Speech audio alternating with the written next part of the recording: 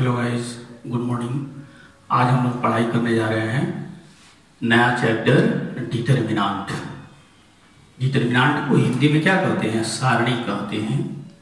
देखिए, इस सारणी को कैसे हम लोग परिभाषित करेंगे, कैसे हम लोग डिफाइन करेंगे। हम एक रो लेते हैं, एक कॉलम ले लेते हैं, तो यहाँ पर एक पॉइंट ऑफ इंटरसेक्शन मिल जाता है और इस पॉइंट ऑफ इंटरसेक्शन पर एक नंबर को अरेंज कर देते हैं एक रो और एक कॉलम में। यह एक वर्गाकार एरे कहलाता है, स्क्वायर एरे कहलाता है, वर्गाकार विन्यास कहलाता है। ठीक है, और इसी वर्गाकार विन्यास को सिंगल ऑर्डर का डिटरमिनेंट कहते हैं। और इस डिटरमिनेंट में जो 5 जो नंबर है वह इस डिटरमिनेंट का एलिमेंट कहलाता है और इस एलिमेंट को 2 वर्टिकल लाइन सेगमेंट के बीच में घेर देते हैं और किसी भी डिटरमिनेंट को डेल्टा से डिनोट करते हैं या डी से डिनोट करते हैं और इस डिटरमिनेंट का वैल्यू हो जाता है 5। क्या हो जाता है? 5। जो नंबर इसके भीतर रहेगा सिंगल ऑर्डर के डिटरमिनेंट में, वही इसका वैल्यू हो जाता है। अब देखिए,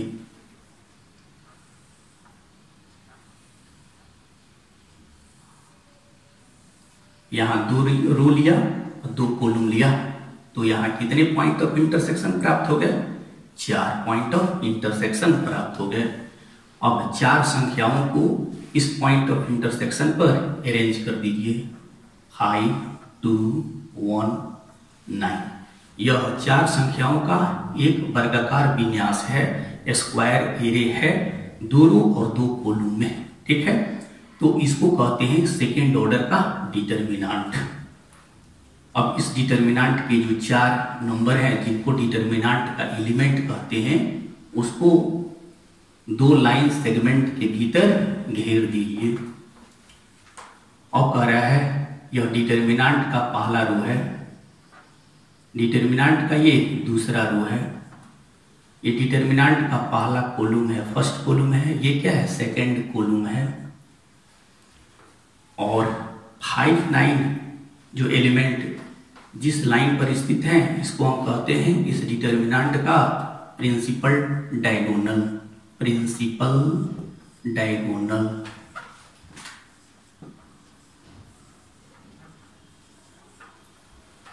ठीक है, प्रधान विकर्ण हिंदी में कहते हैं। और 1 और 2 जिस लाइन पर स्थित है इसको कहते हैं इस डिटरमिनेंट का secondary diagonal. Secondary diagonal Hindi में इसको गौण विकर्ण के नाम से जानते हैं। अब कह रहा है इस डिटरमिनेंट का एक वैल्यू होता है, इसका मान हम कैसे प्राप्त करते हैं? प्रिंसिपल डायगोनल पर जो एलिमेंट है 5 और 9 को मल्टीप्लाई कर देते हैं और इसके सामने यहां पर प्लस साइन डालते हैं और फिर सेकेंडरी डायगोनल पर जो एलिमेंट है उनको मल्टीप्लाई कर देते हैं 1 into 2 या 2 into 1 और फिर यहां पर इसके लिए माइनस साइन डालते हैं। यही सेकेंड ऑर्डर के डिटरमिनेंट का मान हो जाता है। तो कह रहा है इसका वैल्यू हो जाता है 45 - 2 दैट इज 43। तो इस तरीके से हम यह देखते हैं कि 2 रो और 2 कॉलम में 2 × 2 4 एलिमेंट का जो वर्गाकार विन्यास होगा, स्क्वायर एरे होगा, उसको हम सेकेंड ऑर्डर का डिटरमिनेंट कहेंगे। अब आगे बढ़ते हैं।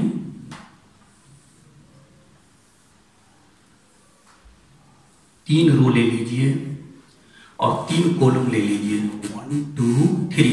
3 रो और 3 कॉलम ले लीजिए, तो कितने पॉइंट ऑफ इंटरसेक्शन हो गए? 9 पॉइंट ऑफ इंटरसेक्शन हो गए। अब इस 9 पॉइंट ऑफ इंटरसेक्शन पर 9 नंबर्स को अरेंज कर दीजिए। स्क्वायर अरेंजमेंट जो प्राप्त होगा, वर्गाकार जो विन्यास प्राप्त होगा, वह थर्ड ऑर्डर का डिटरमिनेंट कहलाएगा। 5, 3, 1, 0, 4 2 1 5 3 और इन सभी अवयवों को दो वर्टिकल लाइन सेगमेंट के भीतर घेर दीजिए। ये कहलाता है थर्ड ऑर्डर का डिटर्मिनेंट और इसको डेल्टा से डिनोट करेंगे या डी से डिनोट करेंगे, विद सफिक्स और विदाउट सफिक्स। ये इसका R1 हो गया, ये R2 हो गया, ये क्या हो गया R3 हो गया, ये C1 हुआ, C2 हुआ, C3 हुआ। ये इसका प्रिंसिपल डायगोनल कहलाएगा और ये लाइन इसका सेकेंडरी डायगोनल कहलाएगा। ठीक है, तो कह रहा है क्या कि 9 संख्याओं या फलनों का 3 रो एवं 3 कॉलम में संख्याओं का जो वर्गाकार विन्यास है उसको हम थर्ड ऑर्डर का क्या कहते हैं, डिटर्मिनेंट या सारणिक कहते हैं, जिसको डेल्टा या डी से सूचित करते हैं, विद सफिक्स और विदाउट सफिक्स। यहाँ पर डेल्टा 1 भी रख सकते हैं, डेल्टा 2 भी रख सकते हैं, D1 से या D2 से एटसेट्रा। इस तरीके से हम डिनोट करते हैं। ठीक है,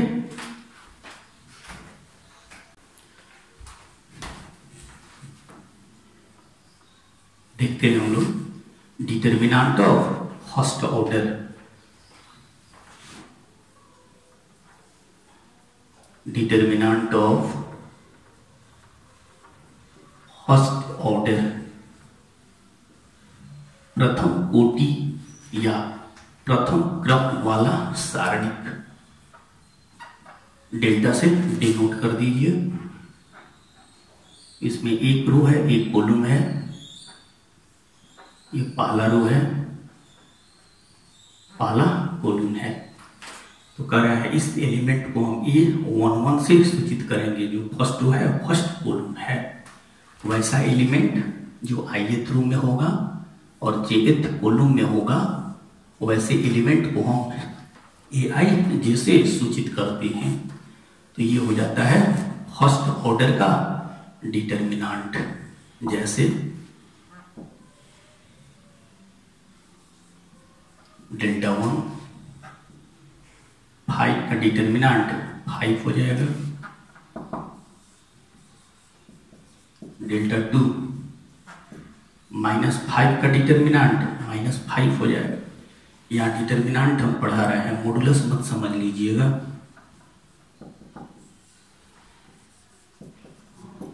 और 0 का डिटर्मिनेंट क्या होगा, 0 हो जाएगा।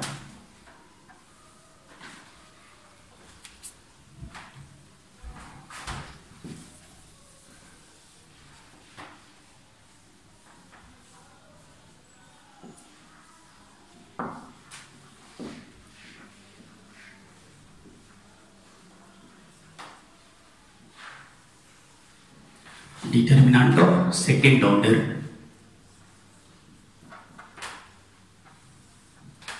इसमें 2 रो होते हैं और 2 कॉलम। पहला रो, पहला कॉलम के एलिमेंट को A11 से डिनोट किया, पहला रो दूसरा कॉलम के एलिमेंट को A12 से डिनोट किया, फिर दूसरा रो पहला कॉलम A21 से डिनोट किया, second row second column A22 से डिनोट कर दिया। तो इस तरीके से ये फर्स्ट रो हुआ, second row, first column, second column.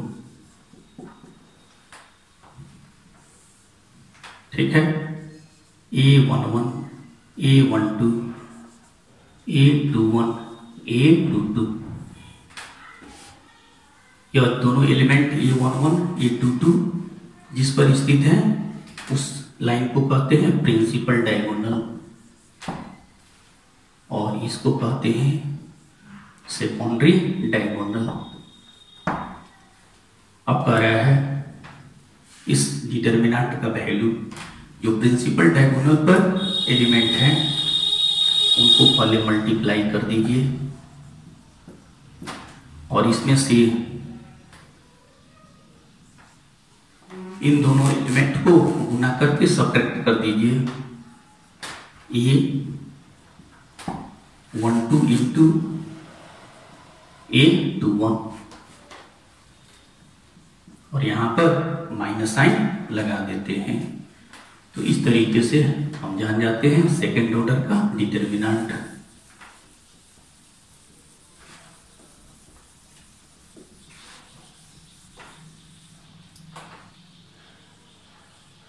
जैसे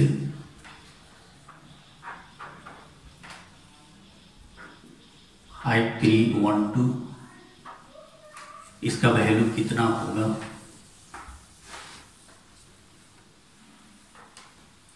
5 इंटू 2 10 और 3 इंटू 1 3, क्या हो जाता है 7। इसको मल्टीप्लाई किया और फिर इसको मल्टीप्लाई करके सब्ट्रैक्ट कर लिया।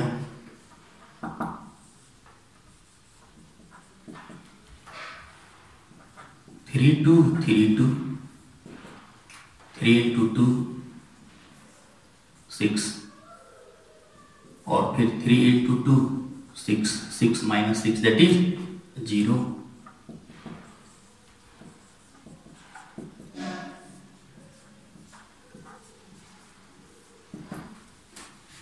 Zero 39 0 into 9 0 minus 0 into 3 0, value हो जाता है 0।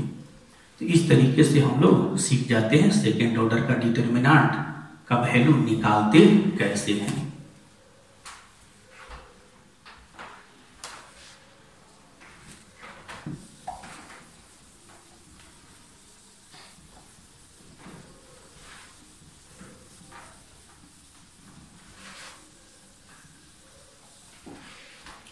अब हम लोग देखते हैं determinant of third order. Determinant of third order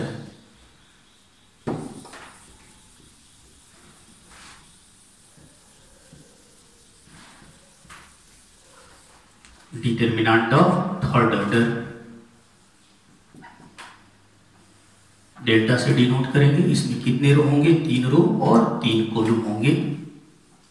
A11 A12 A13 पहला रो हो गया। अब दूसरा रो लिख रहे हैं। दूसरा रो पहला कॉलम, दूसरा रो दूसरा कॉलम, दूसरा रो तीसरा column, third row first column, third row second column, third row third column. ये हो जाता है थर्ड ऑर्डर का डिटर्मिनेंट। डिटर्मिनेंट का ये R1 है, फर्स्ट रो, सेकंड रो है, थर्ड रो है, ये फर्स्ट कॉलम है, सेकंड कॉलम है और ये थर्ड कॉलम है। और फिर कह रहा है ये है प्रिंसिपल डायगोनल और इसको कहते हैं सेकेंडरी डायगोनल, प्रधान विकर्ण, और ये हो जाता है गौण विकर्ण हो जाता है। तो समझ लीजिए थर्ड ऑर्डर का डिटर्मिनेंट 9 संख्याओं या फलनों का 3 रो एवं 3 कॉलम में जो वर्गाकार विन्यास होता है उसी को थर्ड ऑर्डर का डिटर्मिनेंट कहते हैं। ठीक है, कह रहा है a square array of 9 numbers or functions in 3 rows and 3 columns having a unique value is called a determinant of third order। अब यहां से देखते हैं हम लोग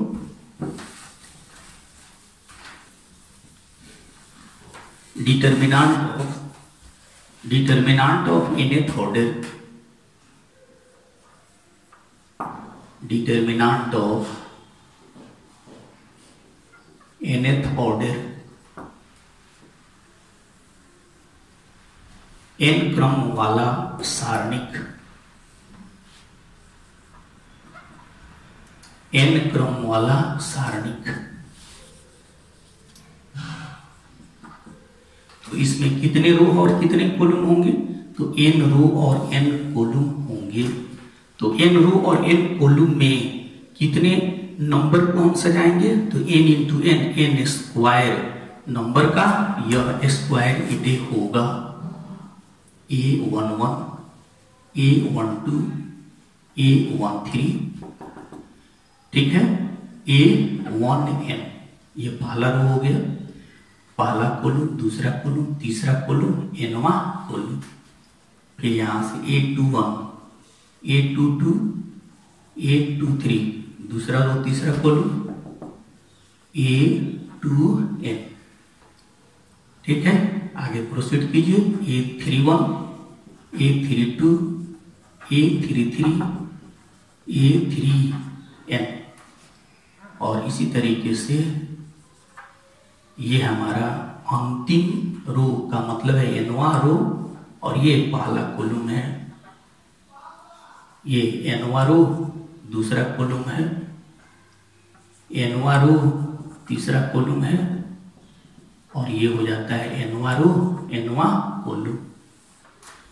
ये हो जाता है थर्ड ऑर्डर का डिटर्मिनेंट, और इसको कहते हैं प्रिंसिपल डायगोनल, प्रधान विकर्ण, और ये कहलाता है सेकेंडरी डायगोनल, ठीक है। अब यहाँ पे हम लोग देखते हैं पहला रो, दूसरा रो, तीसरा रो, एनवा row, nth row, first column, second column, third column and so on nth column. तो इसको हम लोग डिफाइन कर लेंगे, इसको डिफाइन कर लेंगे।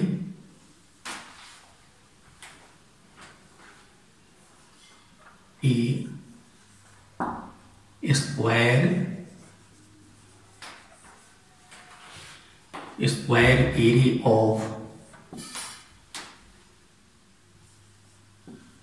n square numbers or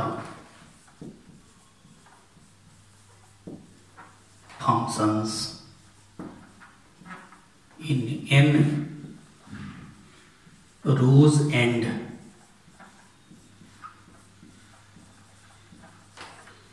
n columns having a unique value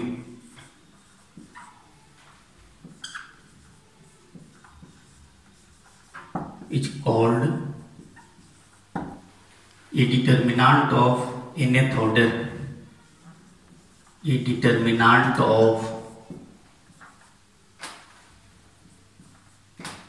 nth order।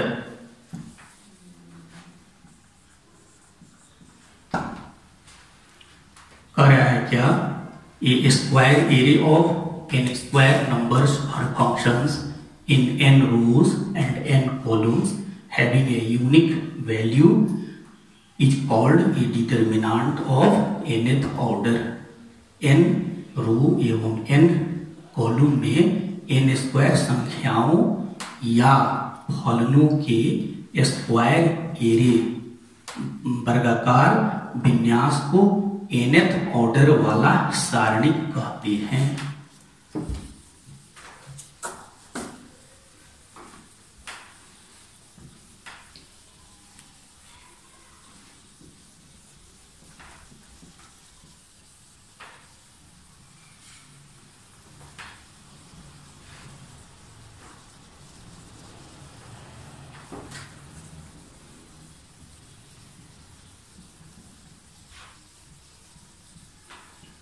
अब किसी डिटर्मिनेंट को हम डेल्टा से या डी से सूचित करते हैं, विद सफिक्स और विदाउट सफिक्स।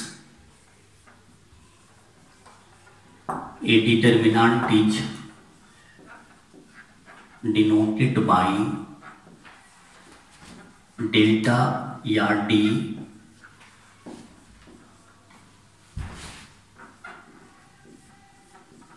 विद सफिक्स और विदाउट सफिक्स।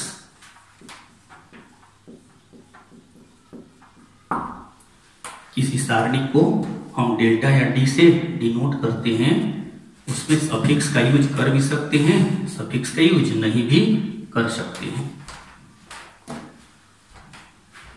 एक डिटर्मिनेंट से ज्यादा डिटर्मिनेंट रहे तो पहले को डेल्टा 1 लिख दीजिएगा और दूसरे को डेल्टा 2 से सूचित कर दीजिएगा, डिनोट कर दीजिएगा। अब कह रहा है क्या, डिटर्मिनेंट के भीतर जितने सारे नंबर्स होते हैं उस डिटर्मिनेंट के एलिमेंट कहे जाते हैं, अवयव कहे जाते हैं। ठीक है, अब यहाँ पे हम लोग देखेंगे सेकेंड ऑर्डर के डिटर्मिनेंट के विस्तार के लिए साइन क्या होता है।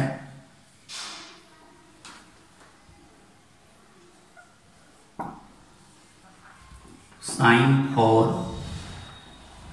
The expansion of second order, expansion of the determinant of second order, sign for the expansion of the determinant of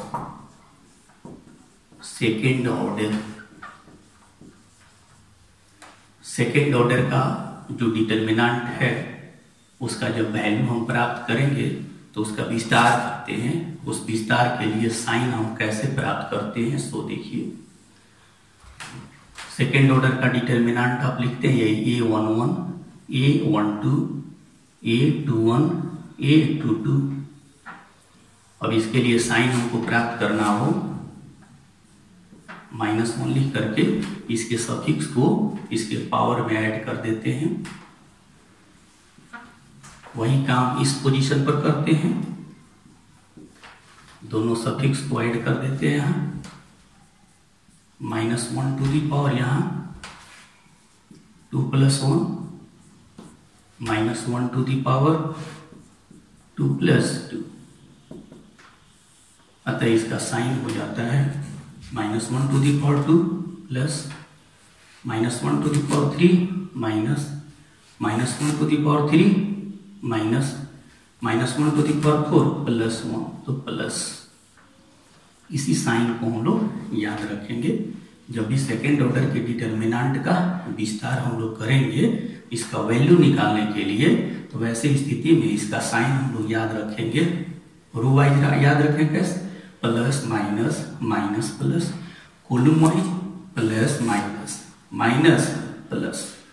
और किसी भी डिटर्मिनेंट का विस्तार हम किसी रो या किसी भी कॉलम के एलोंग कर सकते हैं।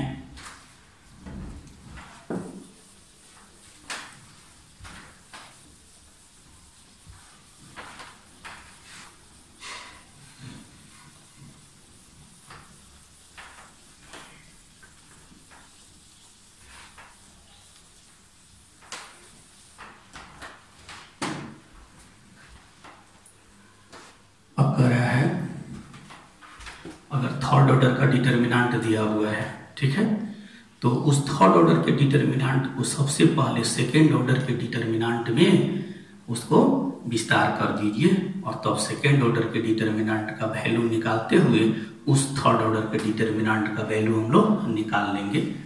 तो हम लोग यहाँ जानते हैं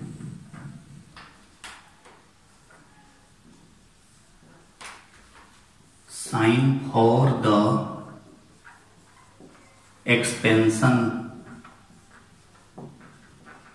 of the determinant of third order,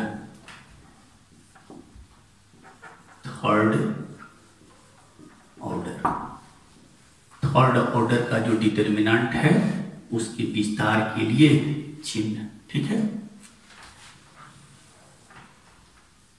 -1 to the power, यहाँ जो एलिमेंट होगा वह क्या होगा, ये थर्ड ऑर्डर का डिटर्मिनेंट लिखते हैं A11, A12, A13, A21, A22, A23, A31, A32, A33। अब इसके लिए साइन हमको निकालना है, -1 लिख दिया, इस सफिक्स को ऐड कर दिया, -1 to the power 1 + 2, -1 to the power 1 + 3, फिर यहाँ देखिए -1 टू दी पावर, ये दूसरा रो है पहला कॉलम, फिर उसी तरीके से दूसरा रो दूसरा column, second row third column, फिर तीसरा रो पहला कॉलम, तीसरा रो दूसरा कॉलम, तीसरा रो तीसरा कॉलम। ठीक है,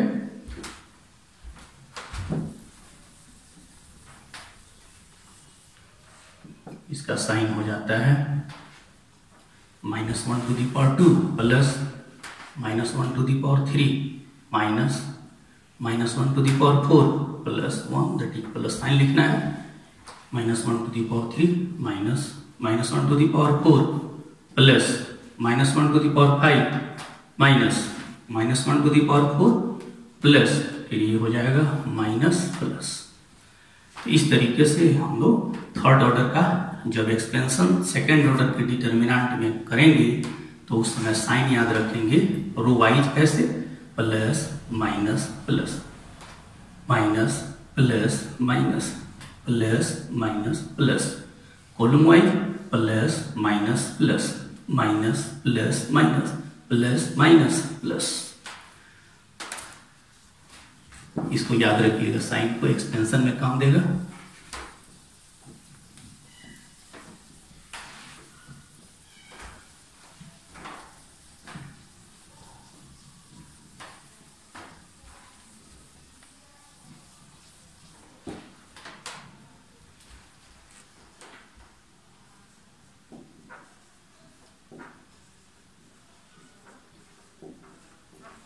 Expansion of determinant of third order, third order का जो डिटर्मिनेंट है उसका विस्तार हम कैसे करेंगे।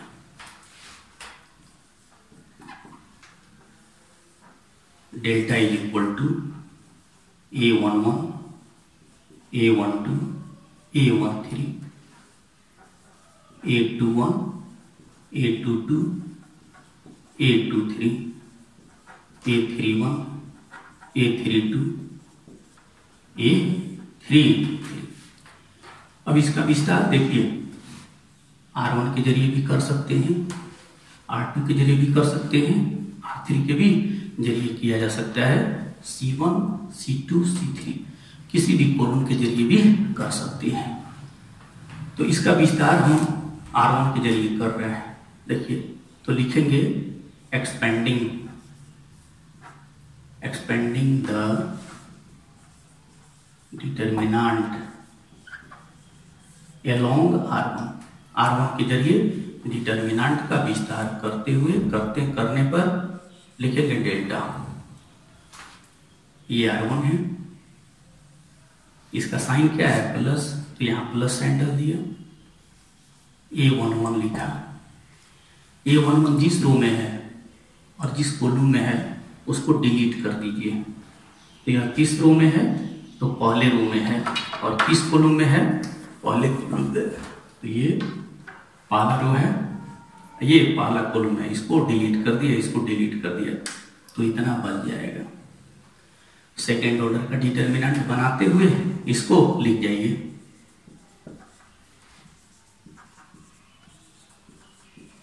ठीक है, अब इसका साइन क्या होगा, इसका साइन प्लस, इसका साइन माइनस, तो यहाँ माइनस रख दीजिए। फिर इस एलिमेंट को लिख लीजिए A12। अब पहला रो में और दूसरा कॉलम में यह एलिमेंट है, तो पहले रो को डिलीट कर दीजिए और दूसरा कॉलम को डिलीट कर दीजिए। तो इसको हटाइएगा, इसको हटाइएगा, तो ये बचेगा, ये और ये यहाँ लिख दीजिए A21 A23, फिर A31 और A33। फिर अब इसका साइन क्या हो जाएगा, plus plus minus plus plus minus plus. अब इस एलिमेंट को लिख जाइए A13। अब यह पहला रो और तीसरा कॉलम को डिलीट कर दीजिए, पहला रो को तीसरा कॉलम को डिलीट कर दिया, बच जाता है सेकेंड ऑर्डर का डिटर्मिनेंट A21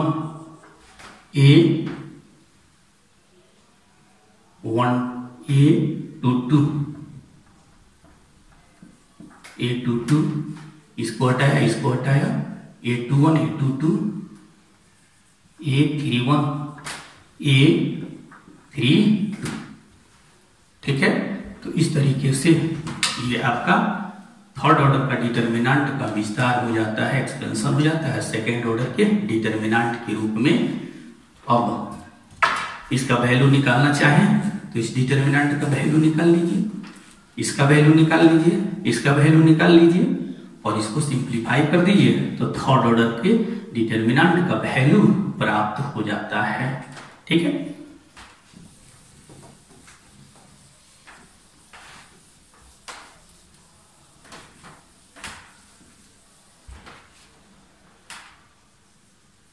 अब एक एग्जाम्पल देख लें और इसका विस्तार कर लें। 5 3 1 2 4 6 0 3 9। अब इस डिटर्मिनेंट का हम विस्तार करना चाहते हैं R1 के जरिए। लिखते हैं expanding the determinant along R1 के जरिए इस डिटर्मिनेंट का विस्तार करने पर, विस्तार का वही नियम ध्यान में रखना है। R1 के जरिए कर रहे हैं तो सबसे पहले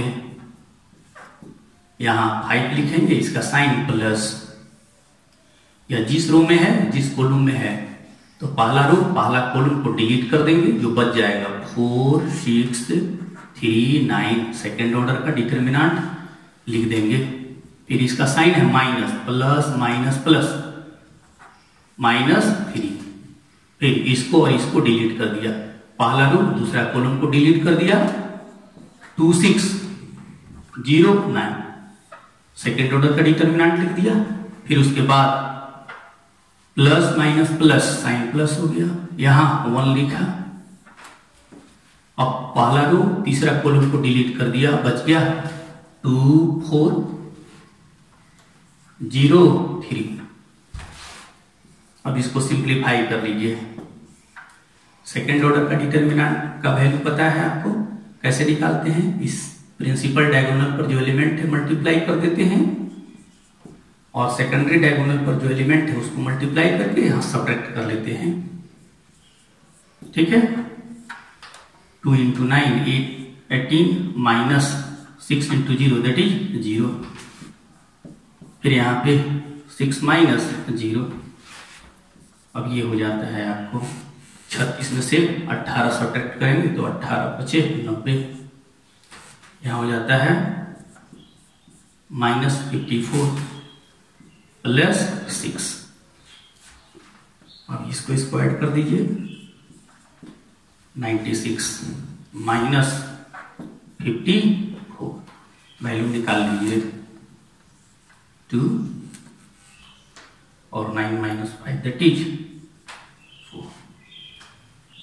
इस तरीके से विस्तार से थर्ड ऑर्डर के डिटर्मिनेंट का वैल्यू ऐसे निकालते हैं। अब अगर इस डिटर्मिनेंट का एक्सपेंशन अगर R2 के जरिए करते, R3 के जरिए करते, C1 के जरिए करते, C2 के जरिए करते, C3 के जरिए करते तो वैल्यू आपको 42 ही प्राप्त होता, इसमें किसी भी प्रकार का परिवर्तन नहीं होता। अतः हम लोग यह ध्यान में रखेंगे, किसी भी डिटर्मिनेंट का वैल्यू किसी रो या किसी कॉलम के जरिए अगर करते हैं तो उस डिटर्मिनेंट का वैल्यू समान प्राप्त करते हैं।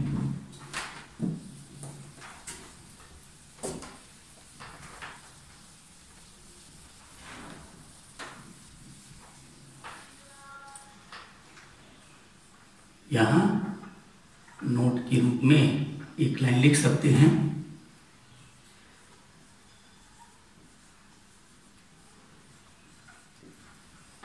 The value of A determinant is obtained always same if it is expanded along either any row or any column. करा है किसी डिटर्मिनेंट का मान हमेशा हम समान प्राप्त करते हैं अगर इस डिटर्मिनेंट का एक्सपेंशन किसी रो या किसी भी कॉलम के जरिए करें।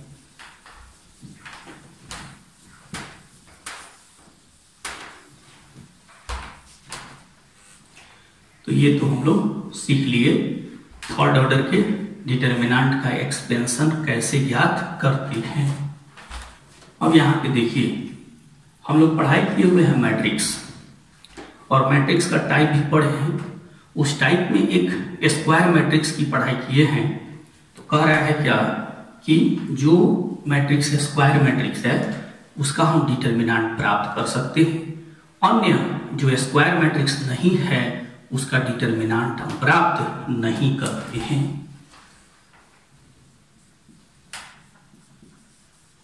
Determinant of A square matrix.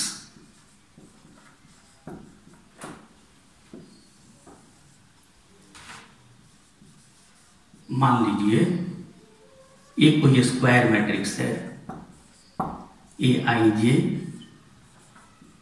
N रो और एन कॉलम इसमें है, तो एन ऑर्डर का स्क्वायर मैट्रिक्स है be a square matrix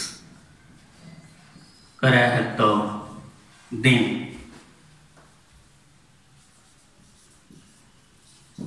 determinant of A, then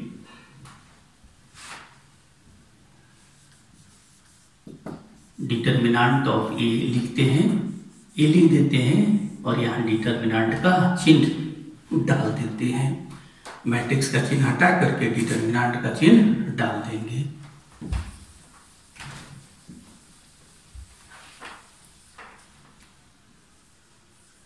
जैसे लेट ये अगर फर्स्ट ऑर्डर का मैट्रिक्स है, स्क्वायर मैट्रिक्स है, तब ए का जो डिटर्मिनेंट होगा वह इतने के बराबर हो जाएगा। फिर कर रहा है बी सेकेंड ऑर्डर का स्क्वायर मैट्रिक्स है, 2x2 ऑर्डर का स्क्वायर मैट्रिक्स है, तब डिटर्मिनेंट ऑफ बी बराबर हो जाएगा बी का डिटर्मिनेंट, ऐसे लिखेंगे और तब ये बराबर हो जाता है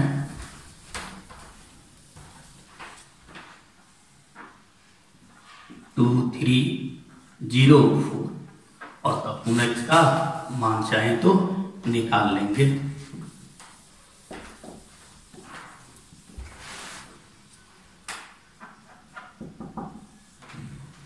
ये कह रहा है अगर सी एक थर्ड ऑर्डर का स्क्वायर मैट्रिक्स है,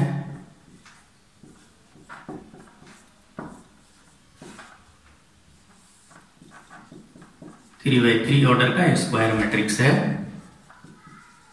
तब कह रहा है डिटर्मिनेंट ऑफ सी, तो डिटर्मिनेंट ऑफ सी हो जाता है सी का डिटर्मिनेंट, और इसी चीज को हम लोग लिख देते हैं।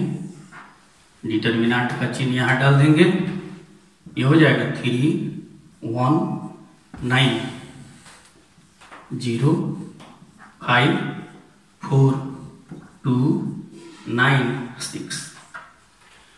और कहे कि अगर कोई स्क्वायर मैट्रिक्स दिया है इसका डिटर्मिनेंट निकालिए, तो इसका वैल्यू हमको पता है 2 गुना 4 8 माइनस 0 8 हो जाएगा। और फिर इसका मान निकालना हो तो किसी रो या किसी भी कॉलम के जरिए इस थर्ड ऑर्डर के डिटर्मिनेंट का विस्तार करके इसका वैल्यू हम क्या करेंगे, निकाल लेंगे। ठीक है, तो आज हम लोग पढ़ाई किए हैं थर्ड ऑर्डर के डिटर्मिनेंट का विस्तार हम कैसे करते हैं, सेकेंड ऑर्डर के डिटर्मिनेंट का मान कैसे निकालते हैं, फर्स्ट ऑर्डर के डिटर्मिनेंट का वैल्यू क्या होता है। ठीक है, अगली क्लास में हम लोग पढ़ाई करेंगे डिटर्मिनेंट की प्रॉपर्टी, सारणिक का गुण। तो डिटर्मिनेंट का प्रॉपर्टी पढ़ने के बाद हम लोग डिटर्मिनेंट पर आधारित प्रॉपर्टी का यूज करते हुए किसी भी डिटर्मिनेंट का जो मान है उसको निकालेंगे, एक्सपेंशन से नहीं निकालेंगे। अगर प्रॉपर्टी से निकालना है तो एक्सपेंशन से नहीं निकालेंगे। अभी हम लोग जो एक्सपेंशन सीखे हुए हैं, प्रॉपर्टी जहां पर दे दे वहां पर एक्सपेंशन से नहीं निकालेंगे। इसको ध्यान में रखेंगे, आगे हम लोग इसकी पढ़ाई करने वाले हैं। थैंक्स। अगर यह वीडियो आपको अच्छा लगा हो तो इसको लाइक भी करें, शेयर भी करें, सब्सक्राइब भी करें। ठीक है, और इस वीडियो से संबंधित किसी प्रकार का प्रॉब्लम है तो हमारे YouTube पर बनाए गए जो टेलीग्राम ग्रुप है उसमें आप अपना प्रॉब्लम डाल दें, उसका सॉल्यूशन आपको प्राप्त हो जाएगा। थैंक्स।